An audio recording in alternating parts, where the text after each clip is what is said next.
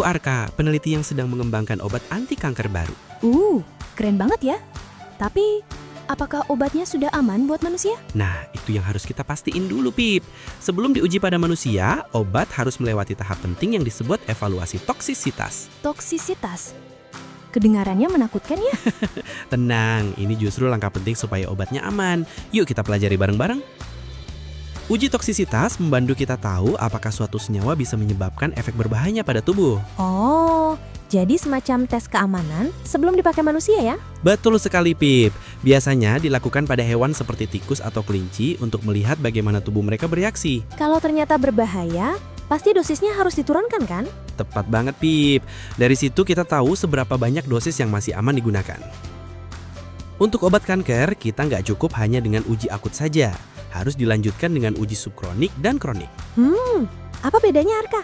Uji subkronik dilakukan selama 28-90 hari, sedangkan uji kronik bisa lebih dari 6 bulan. Tujuannya untuk melihat efek jangka panjang dan apakah obat bisa menumpuk di dalam tubuh. Jadi semacam tes ketahanan buat tubuh ya? Bisa dibilang begitu, Pip. Tapi hasilnya penting banget buat tahu apakah obatnya aman digunakan lama. Setelah itu, peneliti juga melakukan pemeriksaan histopatologi. Histopatologi?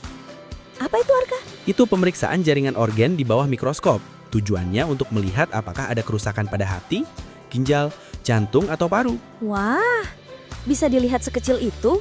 Hebat banget. Iya, selain itu kita juga melakukan tes darah dan urin untuk menilai fungsi hati dan ginjal. Kalau hasilnya normal, berarti obatnya aman dong? Tepat sekali, Pip. Itulah yang kita harapkan dari penelitian ini. Tadi Arka bilang soal batas aman.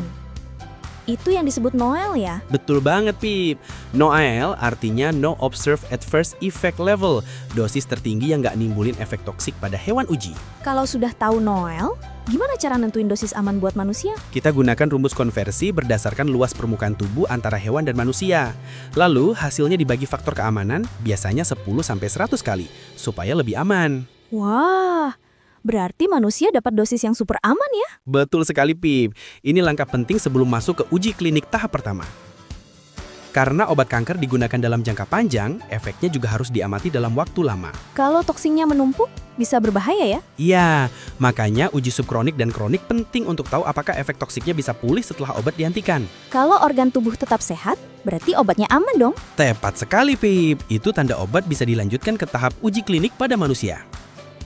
Dari semua tahap ini kita belajar satu hal penting, keamanan adalah hal utama dalam pengembangan obat. Dengan uji toksisitas yang lengkap, obat anti kanker bisa bekerja efektif dan tetap aman bagi pasien. Betul, sains bukan hanya menyembuhkan, tapi juga melindungi manusia. Wah, aku jadi semangat belajar lagi, Arka.